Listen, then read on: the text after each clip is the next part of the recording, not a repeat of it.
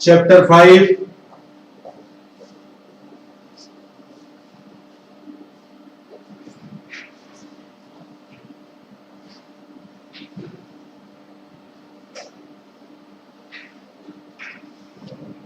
इस चैप्टर को स्टार्ट करने से पहले स्टूडेंट में आपको सबसे पहले हम कुछ चीजों को बताना चाहते हैं।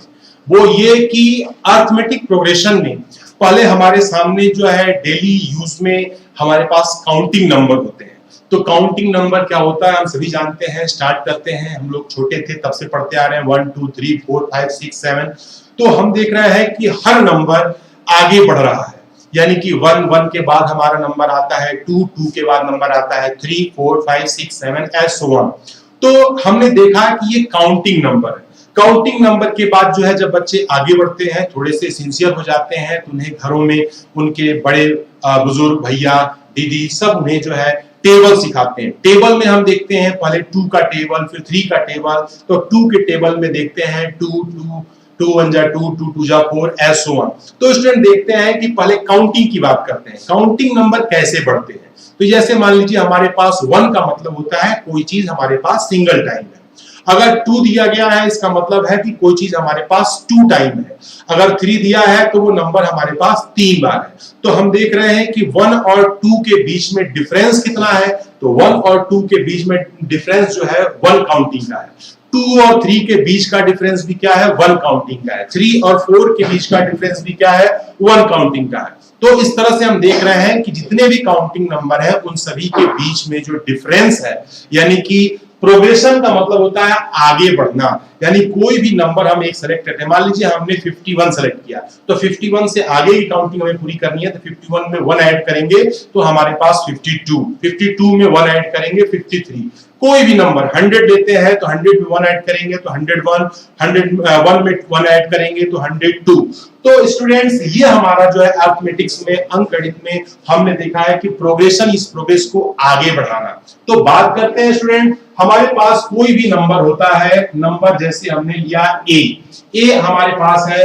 ए में हमने कोई नंबर अगर हम ऐड करते हैं तो वो नंबर होगा, मान लीजिए कोई कॉमन नंबर हमने a प्लस डी ऐड किया तो हमने एक अंक आगे बढ़ गए। इसमें जो है हमने नेक्स्ट डी ऐड किया तो a प्लस 2d हो गया। फिर नेक्स्ट हमने डी ऐड किया तो ये वैल्यू क्या हो गई a प्लस 3d हो गया। और इसके बाद a प्लस 4d हो गया एसो ऑन। इस प्रकार से हमारी जो है एपी की सीरीज जो है यहां पर एक बढ़ गई। तो हम इसमें देख रहे हैं कि ए हमारा जो है, ए हमारे पास क्या है, ये हमारा फर्स्ट टर्म, ये फर्स्ट है, सेकंड है, थर्ड है, फोर्थ है, फिफ्थ है। इसको हम जनरल वे में A1 से, A2 से, A3 से, A4, A5 एसो ऑन हम इसे रिप्रेजेंट करते हैं। तो फर्स्ट टर्म है और ये D क्या है, D इज इक्वल टू, ये हमारे पास कॉमन डिफरेंस है। ये D हमारा कॉमन डिफरेंस है, यानी कि एक निश्चित नंबर, एक हमारी एक निश्चित क्वांटिटी, चाहे वो पॉजिटिव हो चाहे वो निगेटिव हो, अगर पहले नंबर में हम कंटिन्यूअस ऐड करके हम प्रोग्रेसिव वे में आगे की ओर बढ़ते हैं तो हमें क्या मिलता है, एपी फाइंड होती है। तो हम यहां देख रहे हैं फर्स्ट टर्म है, कॉमन डिफरेंस हमारे पास हो गया। जैसे अब हमारे पास हो गया 2 का टेबल की बात कर रहे थे, 2 4 6 8 10 12 and so on.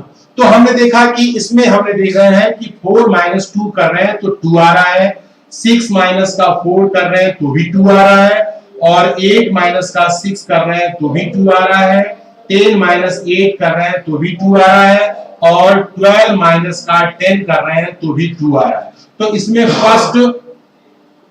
First term is equal to a is equal to 2 हो गया, और कॉमन डिफरेंस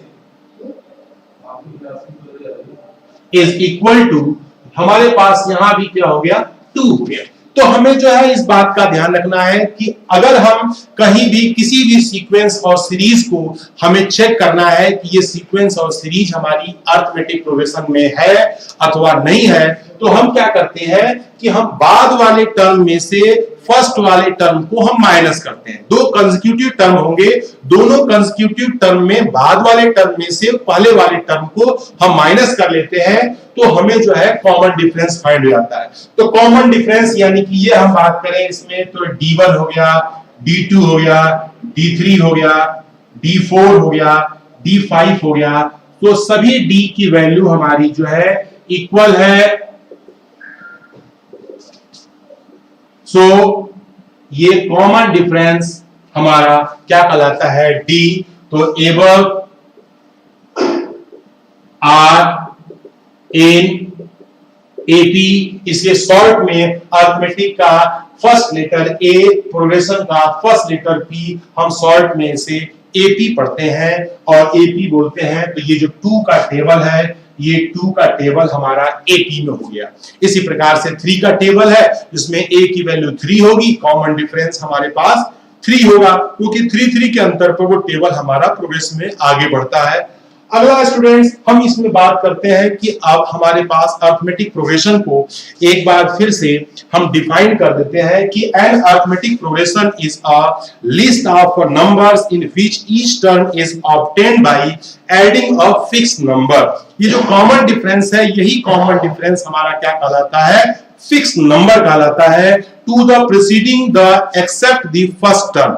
यानी कि फर्स्ट टर्म क्योंकि शुरुआत तो फर्स्ट से ही स्टार्ट हो रही है, तो फर्स्ट से पहले प्रीसीडिंग कोई नंबर नहीं होगा, तो फर्स्ट टर्म को छोड़ करके फर्स्ट टर्म के बाद हम कोई भी नंबर, यानी कि बाद सेकंड टर्म है तो फर्स्ट में कॉमन डिफरेंस को ऐड करके हम फाइंड करते हैं। थर्ड निकालना है तो प्रीसीडिंग टर्म सेकंड में हम कॉमन डिफरेंस को ऐड करके फाइंड करेंगे।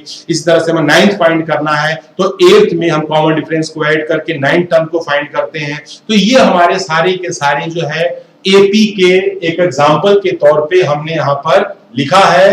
और स्टूडेंट्स हम जो है इसको आगे बढ़ाते हुए इस एपी को, इस सीरीज को, इस सीक्वेंस को हम बात करते हैं।